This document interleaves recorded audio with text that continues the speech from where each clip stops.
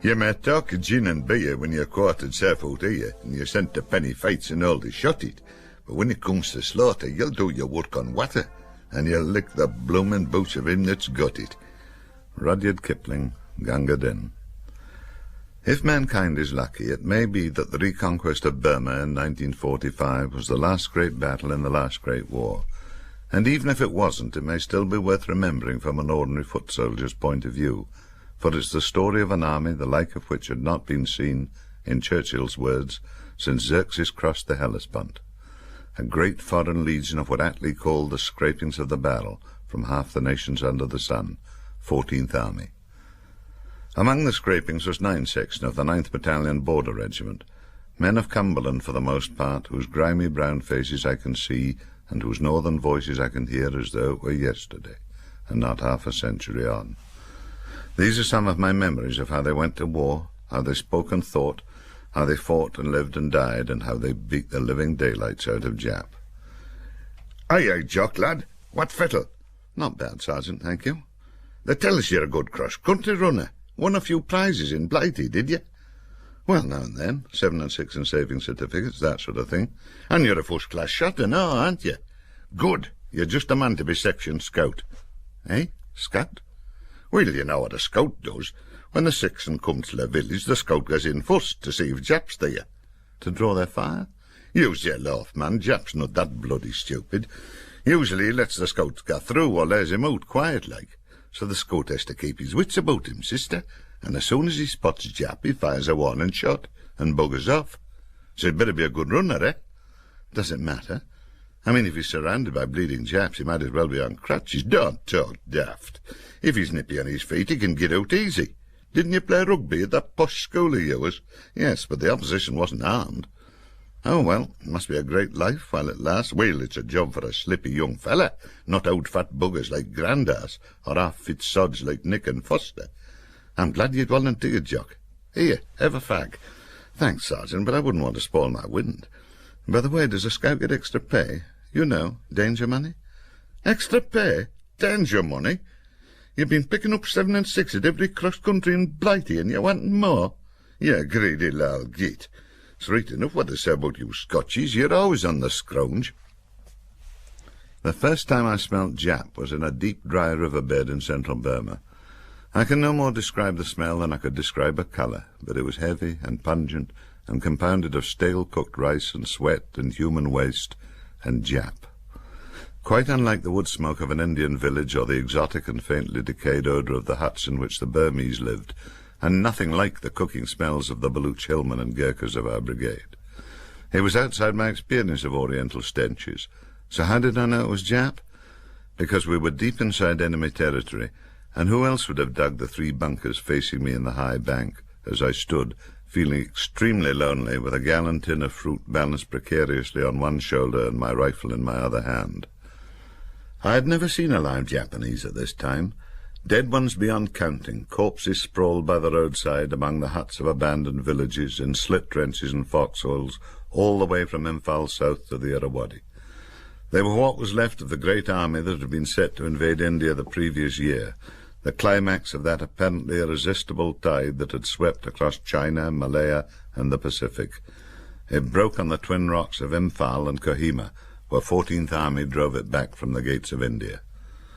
I imagine that every teenager today has heard of Stalingrad and Alamein and D-Day, but I wonder how many know the name of Imphal, where Japan suffered the greatest catastrophe in its military history. There's no reason why they should. It was a long way away. And now, with Burma to be retaken, we were on the road south, in that strange land known as the Dry Belt. People think of Burma as one great jungle, but in its centre there are large tracts which are almost desert, stony, sun-baked plain dotted with jungly patches and criss-crossed by dry riverbeds called nullas. This was what General Slim wanted to catch Jap in the open by pretending to make his main drive at Mandalay, while we, the 17th Indian Division, crossed the Irrawaddy farther west, making for Mactilla, 80 miles inside Jap country. This had been explained to us by our divisional commander. We would take Mactilla with a fast thrust, hold it against the surrounding Japanese forces, and wait for 5th Division to fight through to our relief. We are the anvil, he had explained, and 5th Div are the hammer.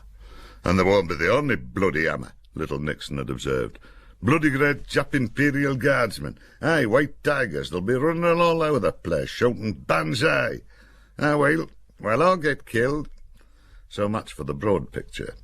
At one point it narrowed down to our platoon, making a sweep across a huge dusty plain looking for Japanese positions. We were in extended line, and I was on the extreme flank. A deep nullah was opening to my left, forcing me to close on the next man, who was little Nixon. "Keep your bloody distance, Jock," bawled Sergeant Hutton.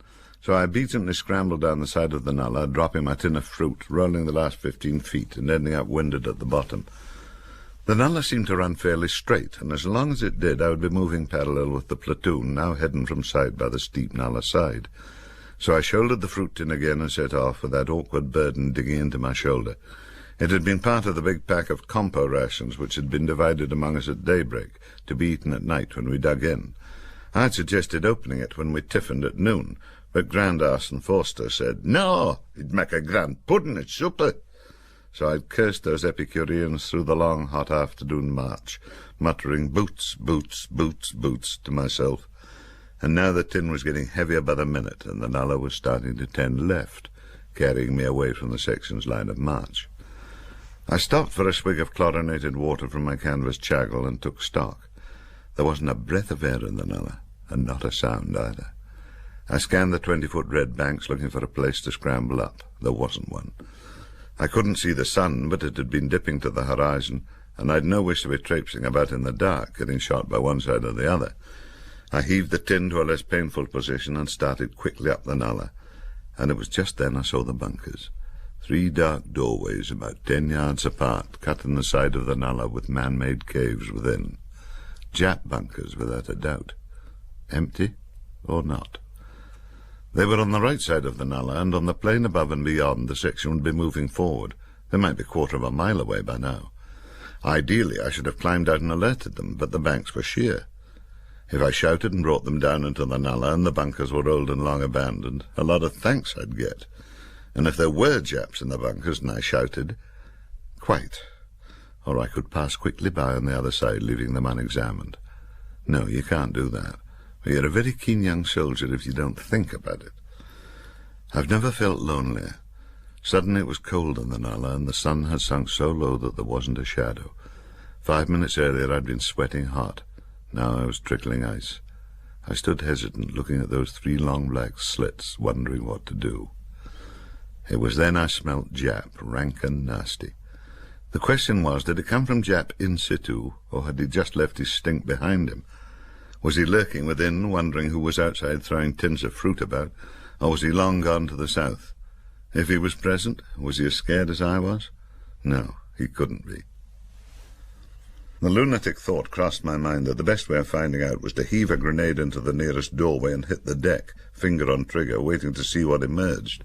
And bloody clever I'd look when the section came running to the scene and found me bombing empty bunkers. But I couldn't leave them uninvestigated, it was that simple. Anyway, they looked empty. I lowered the fruit tin carefully to the ground, pushed my safety catch forward, made sure my cookery was loose in its sheath, and moved delicately toward the nearest entrance, hugging the nullah side. I waited, listening. Not a sound, just that hellish smell. I edged closer and saw where most of it was coming from. Just inside the doorway, where an unwary foot would tread on it, was a punji, which is a sharpened stake set in the ground point upwards, that point being smeared with something nice and rotten, guaranteed to purify the victim's bloodstream. Modern war is a pretty Stone Age business when you think about it. This punji was decorated with excrement by the look of it, which didn't suggest anyone in residence. I took a huge breath and slipped inside, dropping to one knee, and there wasn't a thing to be seen but dim earth walls and a couple of Jap mess tins still half full of rice.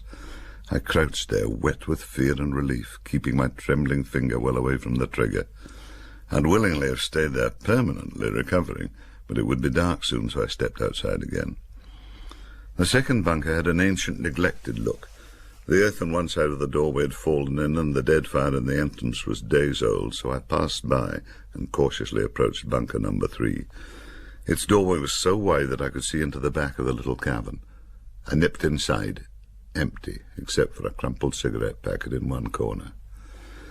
I came out of that bunker feeling pretty heroic, and was retrieving my fruit tin when it occurred to me that I ought to go into the second bunker too, just to make a job of it. And I was moving toward it when I heard a faint, distant whistle from over the top of the bank.